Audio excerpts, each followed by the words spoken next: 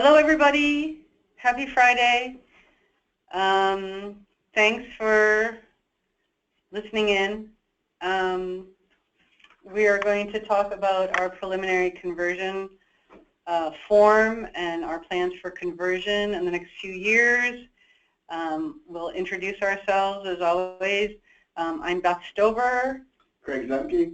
And Victor Santiago. Who is going to be talking from the side quite a bit.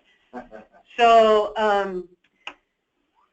we started talking about conversion 2 or 3 years ago, and we've had it delayed several times, but it looks like we are going to be moving forward, and we are in the process of creating a preliminary conversion plan for the next 2 or 3 years that we are going to be submitting to HHS.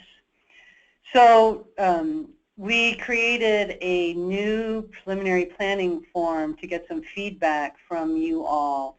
The last one we did was about 2 or 3 years ago, which was prior to the Early Head Start Child Care Partnership grant opportunity, and things have maybe changed in the past 2 or 3 years with you all and with us, and so we wanted to get an updated idea of what your thoughts were about converting slots and opening up Early Head Start classrooms in the next couple of years. Anything to add, Victor, Craig, before we go to the form? I guess I just wanted to say that we're very excited. It took us a long, long time to get here. Part of, well, I guess the main reason that we are here today is because our continuing under-enrollment in the Head Start program. And coincidentally, that'll be likely the amount of slots that we will convert. So the impetus to get this done, and to get this done right away, comes from our funder, and they have communicated that to the leadership here. And so that is why we are really pushing this. As you remember, we did this, what, 3 years ago? 2 or 3? Yeah. And back then, we did forecast the situation that we are in now as far as the Head Start enrollment goes. So here we are. It's kind of like Groundhog Day. Yeah. And so there's, I guess, a couple of big points that we want to start off with right now is that, number one, this is to really mediate our under-enrollment, meet some of the need out there for Early Head Start that is really, really, really high right now, and raise our cost per child to something that's a little bit more competitive than what we've been offered in the past. So those are the 3 points that we want you to initially take out of this. The application should be straightforward. It's a little bit more. I think that this one. We have asked a couple of more detailed questions in the last round, and we'll get into all that stuff. Right. And the cost per child, we just ballparked it. As you know, Fooney is not around. We do have a new finance manager. His name is Glenn Lazan. He's great. We really like him, but he's brand new. And a lot of the intricacies of our grant, he is not up to speed on it yet. So Beth and I, journalism and English majors, did our best to come up with a reasonable cost per child on the low end. We think that ultimately it'll creep up more than that. We're thinking probably closer to 9,000. Right, and our plan, or what we will advocate for with the powers that be here and with HHS, because a lot of things happen through conversations with them, is to continue to advocate for a cost per child and a conversion plan. This will be 1, 2, 3-year conversion plan that will get us to something that's competitive nationally and is more like the national average for early Head Start, which is 10 to 12,000. But that's the goal. But we want to start out with something that is, we think, maybe setting the bar a little lower to try to get the lowest. 8,000 would be the lowest, and like Victor said, have it creep up over time as we convert more, and we convert anywhere from 2 to 1 to 3 to 1 for Head Start to early Head Start, and that fits in with the national agenda. So it's about getting the city's agenda and the national agenda to dovetail into something that helps the children and families in the city of Chicago. So Beth made a good point. This is the first part of a multi-part conversion. And we're going to sprinkle in other bits of dollars for 0 to 3 and 3 to 5 along the way that we just learned about this week and right. A couple of weeks. And I think we'll cover that more towards the end. You want to go? Yeah. So let's just go over this form first. Yeah, let's go over the form first and let you know what we want to see when you complete this for us. Right. So we worked with Bea and Paulette and Madeline to sort of figure out what kind of information was best to get in that requested allocation piece to understand what information they needed to make sure that classrooms were up and running. So this form is going to cover this fall. So what would you like if you can you put that thing down on the side so I can see the end of the form?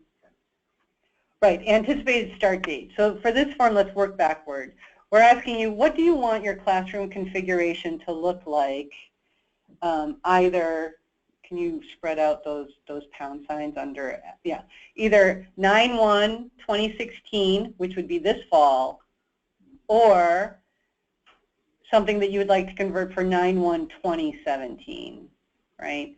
Because sometimes, some classrooms might be ready to go 9/1/2016, and some may not, but you want to think about this year and next year. So maybe you have some classrooms that are ready to go for this year, and then other classrooms that would be ready to go for next year. And things to keep in mind, as you well know, when planning that way is, what does your licensing look like, and what kind of staffing, what does the staffing look like? And that's essentially what this is, what we're asking with the teacher and the credentials, to making sure that there is appropriate staff in place, to know if you have them or if you're going to need to get them, et cetera.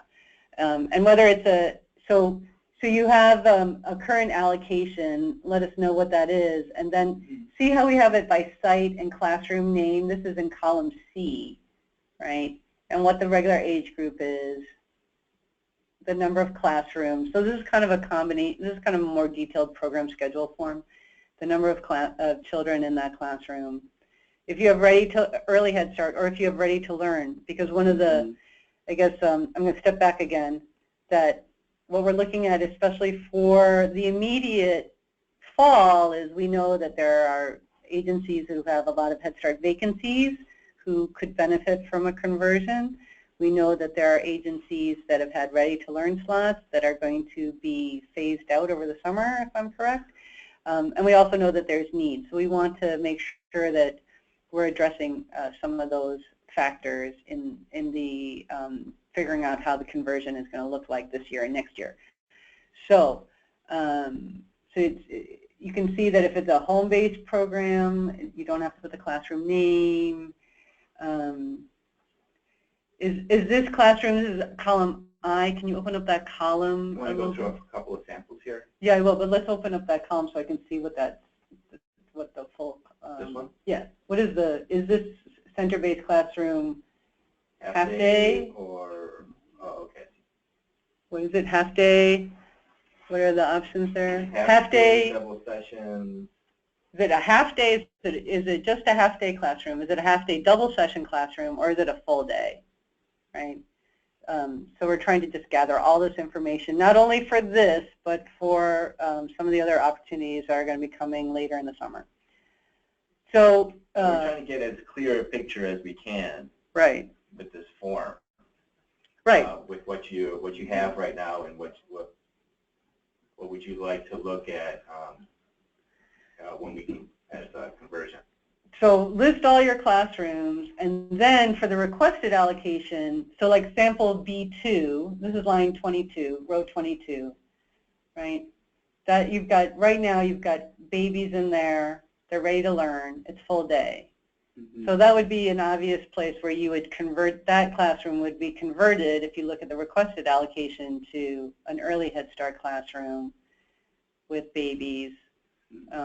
It's existing. You already have staff in there because you've been providing Ready to Learn there. So that could go right away 9/1/2016, and then you won't have any break in funding with that or whatever.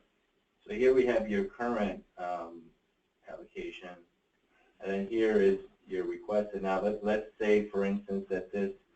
Why don't we look at one of the rooms that you're converting? Go ahead. So which one would be converting from 3 to 5 to 0 to 3? Look at sample B3. So sample B3, this one. So that's a Head Start half-day double session. So half-day double session.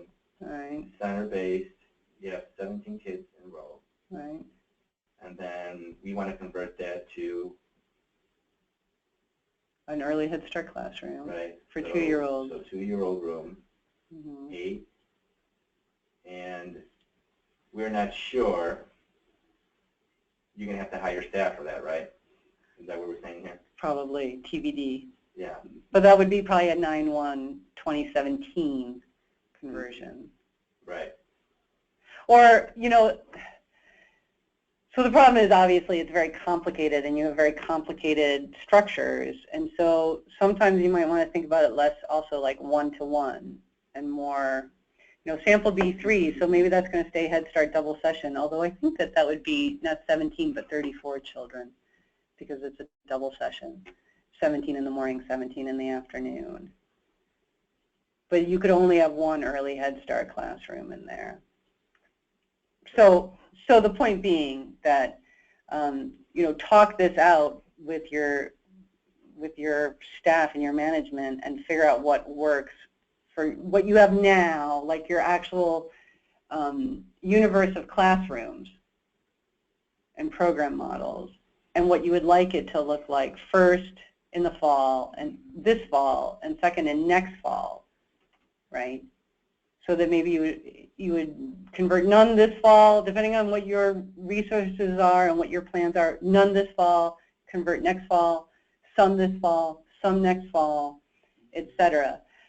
And remember, you can move your Head Start classrooms into you can move some of those children to convert them into home-based or center-based or family child care homes. I mean, it's up to you. And you want to be reasonable with your anticipated start date as well, too,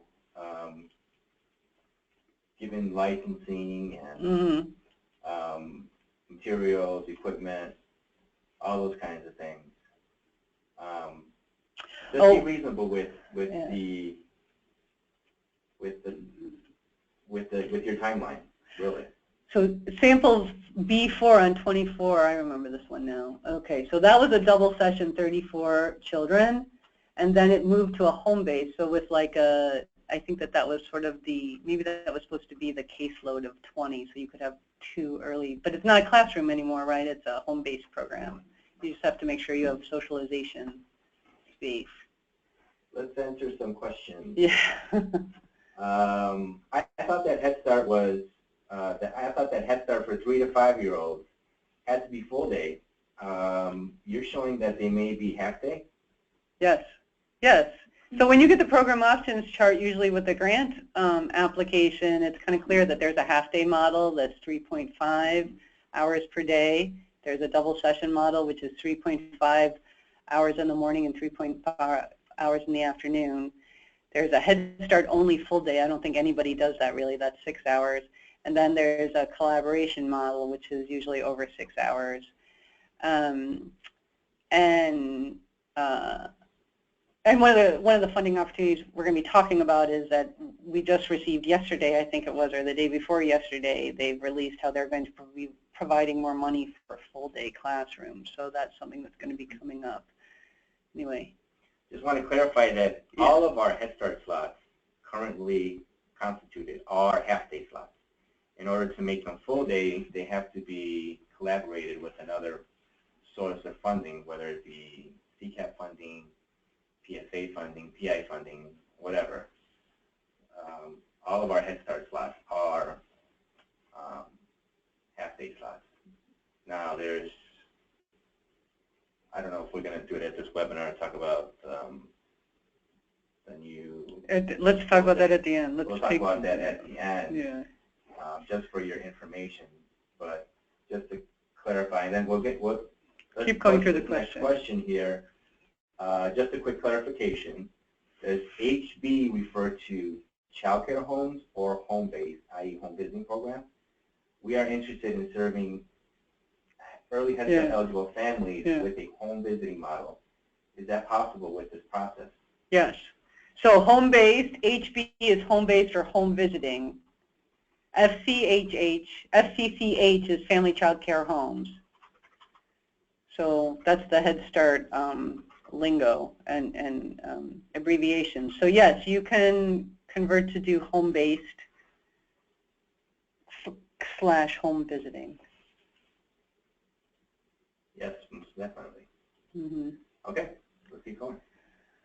I don't know if we want to say anything else about the form. I think that do your best figuring it out. It's kind of, you know, it's kind of messy. There's instructions there in the bottom that hopefully will help out. But I don't know how many people recall the Ready to Learn grant application process where we tried a different method of figuring out how all the classrooms worked, and that wasn't always very successful. So we're going to try this and hope for better. You might, the other thing I was going to say is that you might have classrooms listed where they're not early Head Start, or Ready to Learn. They're child care only, or they're PI, or they're something like that, or they're, so you can list those for the requested allocation if you want to change those classrooms over. I think that's what a lot of people did with the Early Head Start Child Care Partnership Grant opportunity. They were running CCAP classrooms, private classrooms, and then they put some Early Head Start Child Care Partnership dollars in there.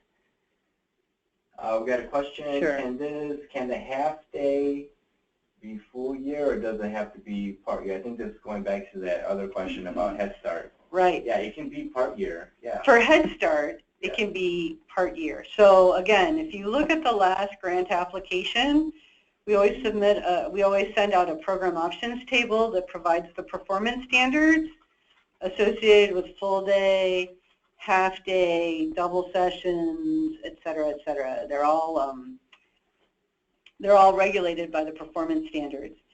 So you can reference that if you want. Head Start can be full year or partial year. Early Head Start needs to be a full day collaboration, full year.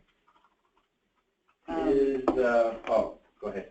That's all, I think. Is this application for new Early Head Start class or just conversion of existing Head Start classrooms? That's for all of the above, right? Right. Let me take this. Okay. So we have initially we're doing this right now. This is the first stage of what we're supposed to say, a 2 to 3 year longer process. And initially, the two things that we're looking at are continued under enrollment in Head Start, and the fact that we have some birth to 3 rooms whose funding is running out very soon here in the next couple months, and we would like to be able to keep those open with Early Head Start money. So with those two things in mind, that's the priority in terms of what we're going to be doing in terms of making our final plan, is eliminating those Head Start slots that we haven't been able to fill and giving Early Head Start spots to the functioning classes and groups that we were funding under Ready to Learn that we want to keep open. But that's not all that we're doing. Because we have additional opportunities coming forward, and because we got a number that we need to meet, that if we don't meet it from there, we're going to meet it from other sources. Basically, what I would say to any kind of question about should we submit it if this, or should we submit it if that, if yes. If you think you can take additional birth to 3 kids, you have the space, you have the staff. Keeping your Head Start allocation as is. Go ahead and submit it. It's not a guarantee that we can say yes to every request that we get right now, but this is only the first stage. And also, and we're going to have some slots that are going to be converted from CPS, and so they will not be providing early Head Start. So we do know that there's going to be some slots popping up that belong to no one, if you will, or may potentially belong to you. Number one, and number two, right, we need to know, we need to map out a 2 to 3 year plan.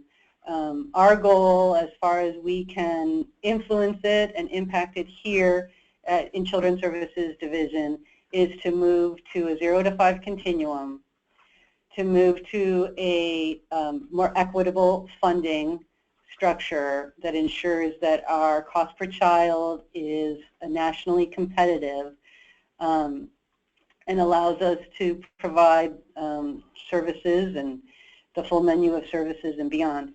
And that'll be a 2 to 3 year process that we will strive for as a goal with conversion now and some of this additional funding dollars that are going to be coming for Early Head Start, Child Care Partnership, for expanded full day, and the like. Would this mean we would need to do a budget revision on the current contract sometime in August?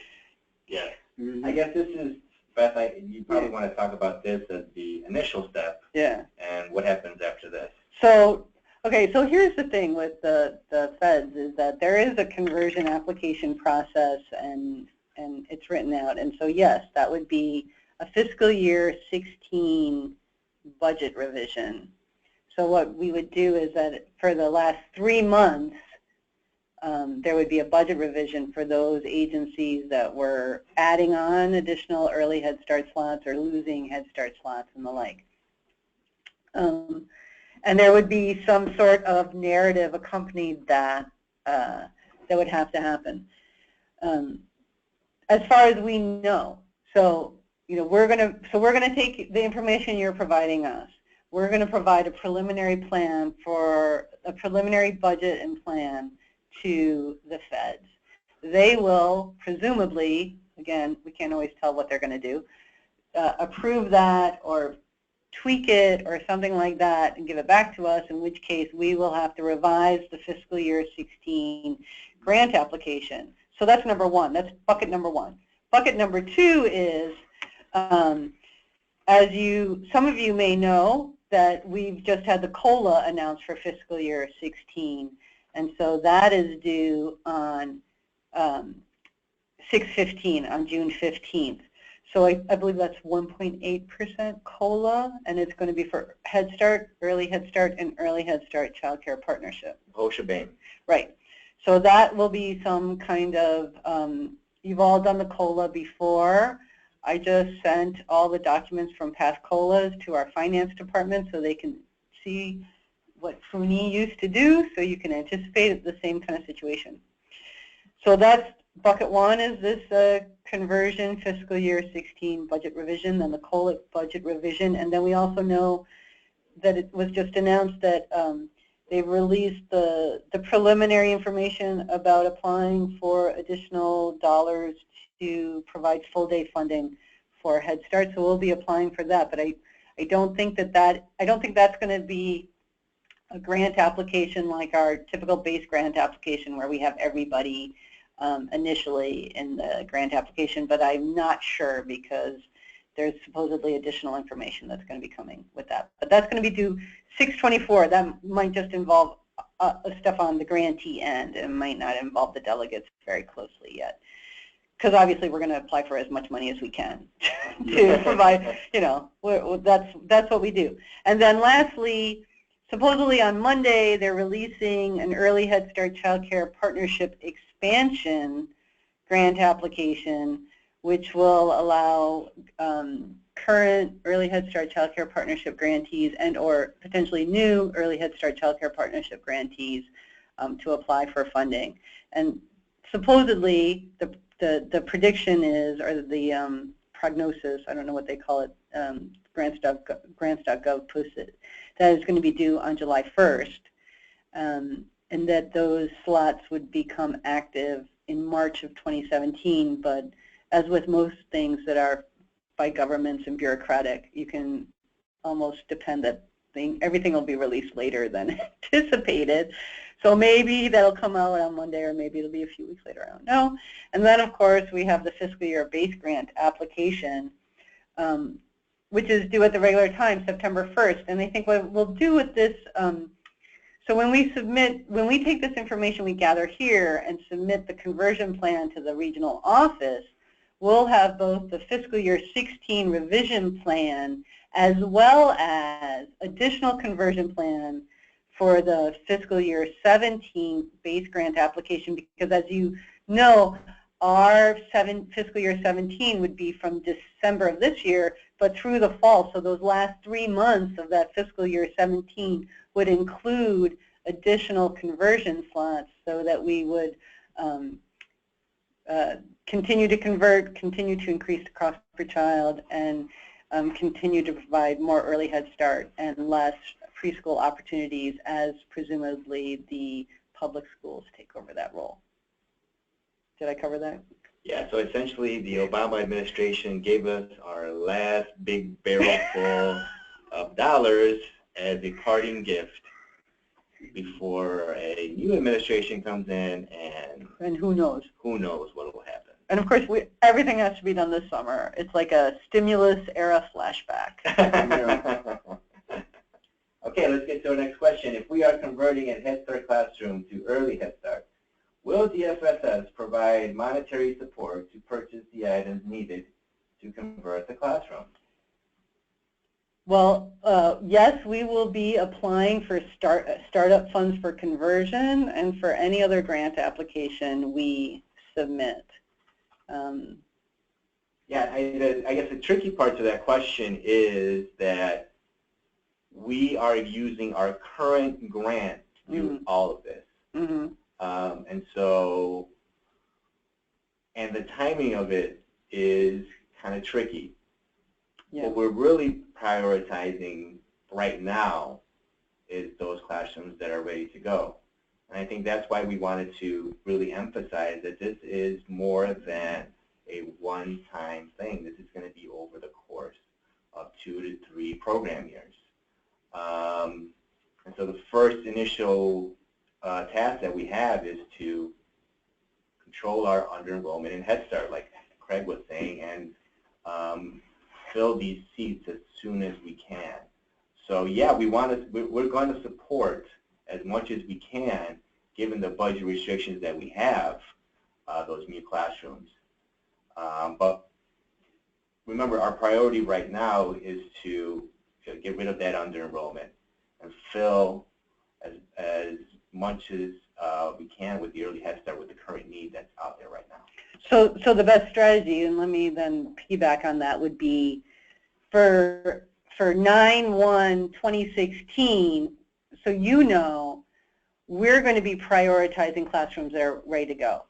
For 9/1/2017, there we're going to be looking more at like community needs assessment and things like that and what makes sense. And we want to also make sure that everybody is able to participate as well. And that's when there'll be more money, and we'll be applying for additional funding in order to do the retrofitting, the furnishing, the supplying, et cetera, that needs to be done to get those classrooms up to par. Correct, Victor?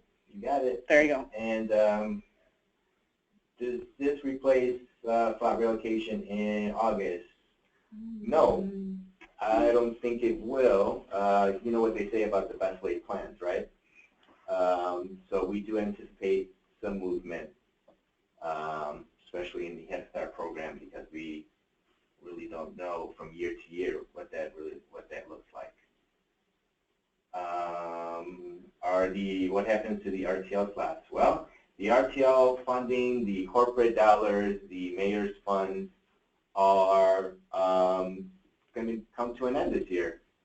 And we did go back last year and ask for an extension because we didn't get a chance to convert last year.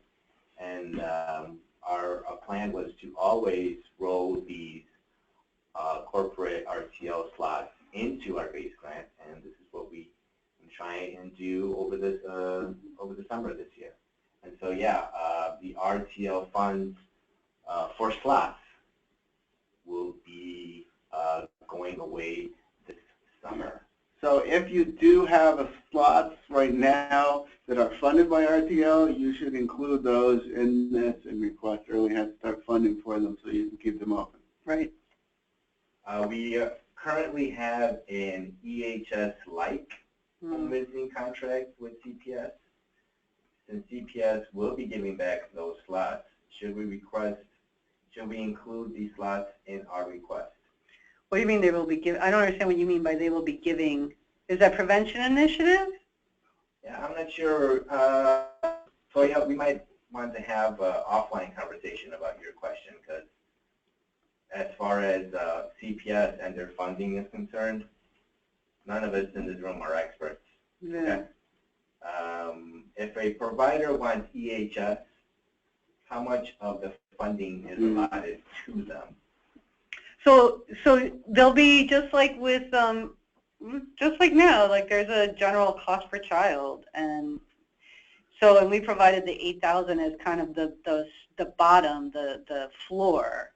And we're hoping that's what it's going to look like. We're hoping it's going to be more once all the math is done and we get approvals from all the powers that be. Will there be additional funding available for furniture, equipment? Yeah, I think we answered that. Yes. We are, mindful that we need to set aside some funding for that. It'll be tricky this year because we're using our existing grant. And we haven't planned for it, right? Yeah. That's like we're already in the summer. We're almost in summer, and funds have been obligated and things like that. So there'll be more. There'll be additional funding, we think, this year for some of the furniture and supplies. Whether or not larger retrofitting or whatever is, but there's also early Head Start Child Care Partnership funding available. So if you're doing both, you can benefit from it, yeah. right? So Victor? I guess that's that is the conversation we'd have with you individually once we start reviewing these. Can home-based slots be converted into 0 to 3 slots? What, yeah, we'll need a clarification on that question, Yolanda. Will Head Start cost per child increase in the next 2 years? Well, yes, insofar as hopefully with this full-day funding opportunity, that will bring in some more Head Start dollars. But I think that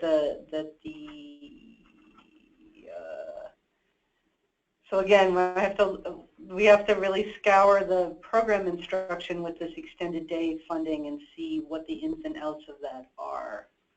You want to just give them a rough overview of what that looks like? I would if I could, but really, like I have not looked at it that carefully. The dollars are for doing, right now, all of our funding here is for half day for Head Start. The new dollars that are coming down the way would be to offer full day with strictly Head Start dollars without having to collaborate with CCAP, PFA, or PI. And so this is an opportunity for us to ask for more dollars to help us and families get over that barrier, that child care barrier that has been, a barrier for entry, as we know, for a lot of families and programs. And so this is it'll be a good opportunity. Obviously, there's not going to be enough dollars to do it for all of our slots. It'll only be for, I think, they said 40% of our slots. And so that doesn't even come close to half of our slots. So yes, there'll be an increase. The short answer is yes. But the expectations will be that that increase is you're paying for 6 hours, I think at least. Center-based, yeah. 6 hours center-based. Or family child care home. Yeah, not home-based. Right. Because then there's also, as you all know, there's going to be the new performance standards are going to be released, and that's going to impact the program model and expectations somehow. Exactly how, we don't know. Right. They're trying to minimize the locally designed option at all the programs out there with us. Right. So. Okay, so I guess this is it. If you don't have any questions, everybody has their homework. So May 9th is a week from Monday. And in the meantime, we'll probably be sending out in an update a little bit more about what the summer calendar is going to look like as far as doing this work, so you can plan accordingly. And we can too, since that's a lot of applications to crunch out, and I know that, and we know that, but it seems that the Office of Head Start doesn't really care. The wheelbarrow of money, they don't care. I guess all these questions have been really, really good, really interesting, and I just want to echo the point that this is a good opportunity for you to sit down and think about how you want to look in the next couple of years.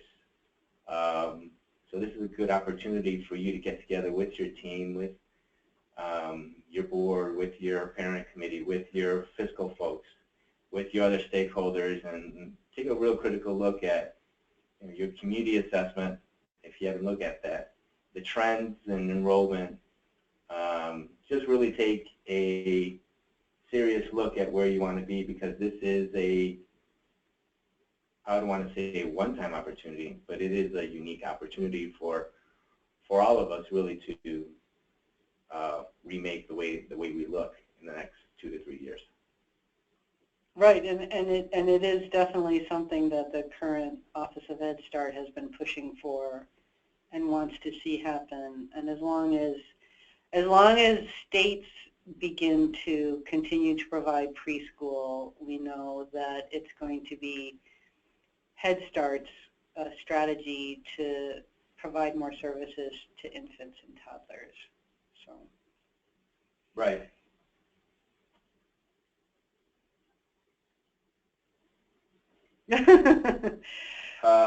We do not know. Yeah. So Beth and Victor, thank you for all the information and the leadership provided. Any idea if or when an interim director will be coming in? No, we do not know. We do know that the original job posting or request that went out in March was unsuccessful. So they will be releasing it again soon. At a slightly higher rate of compensation, right? And we'll see what happens then. So for now, the position is vacant. So if anybody knows, anybody who's interested, shoot an application in once and I think we sent out the link before, and we'll probably send it out once it goes back out again. I know that the commissioner and all the leadership in the mayor's office are working really, really hard to get somebody into that position. And yeah, they're working really hard on it. So hopefully we will get somebody in soon. I know everybody's very anxious, and we are anxious too. Yeah, we would like so we would really like somebody to be identified soon. And they're working very hard on it, so thank you for that question.